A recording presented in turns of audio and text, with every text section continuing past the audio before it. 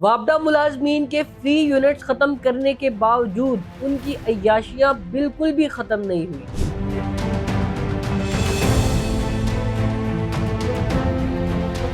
حکومت نے یہ فیصلہ کیا تھا کہ وابڈہ کے جو فری یونٹس ہیں ان کو ختم کیا جائے۔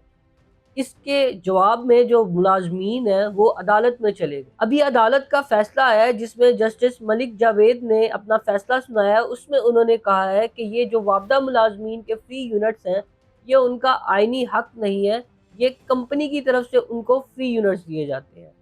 پھر اس کے بعد یہ یونٹس ختم کر دیے گئے۔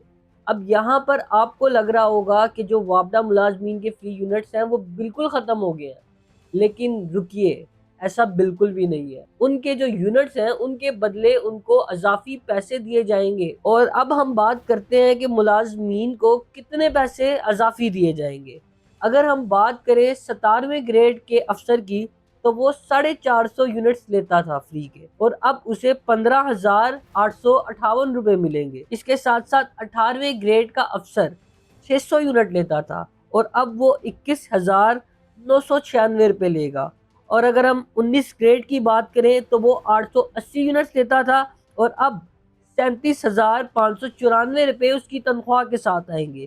اسی طرح 20 گریڈ کا افسر 1100 یونٹ لیتا تھا اور اب وہ 46,992، اور جو 22 گریڈ کا افسر ہے وہ 1300 یونٹ لیتا تھا اور اب اسے 55,536 روپے ملیں گے۔ یعنی آپ نے فیصلہ کیا کہ اب فری یونٹس ختم ہیں، لیکن ان کو اس کے حصے کے پیسے ملیں گے۔ اگر کوئی غریب آدمی ہے وہ تو اپنا بل اپنی آمدنی سے پے کرتا ہے، وہ جو کماتا ہے اس میں سے بل پے کرتا ہے۔ تو یہ جو وابڈہ کے افسران ہیں جن کی اچھی خاصی تنخواہیں ہوتی ہیں، کیا وہ ایک بل ادا نہیں کر سکتے؟ کیا یہ بل صرف ایک غریب آدمی ادا کرے گا اتنا؟ ان کو فری کی بجلی دینی ہے، اگر فری کے یونٹس نہیں بھی مل رہے تو ان کو یہ پیسے دینے کا کیا حق بنتا ہے؟ اس کے اوپر جو اویس لغاری صاحب ہیں انہوں نے بیان دیا کہ بھائی ہم نے بہت بڑا کام کر دیا ہے، ہم نے ان کے جو فری یونٹس ہیں وہ ختم کر دی ہیں۔ لیکن حضور یہاں پر بات اتنی سیدھی سادھی نہیں ہے۔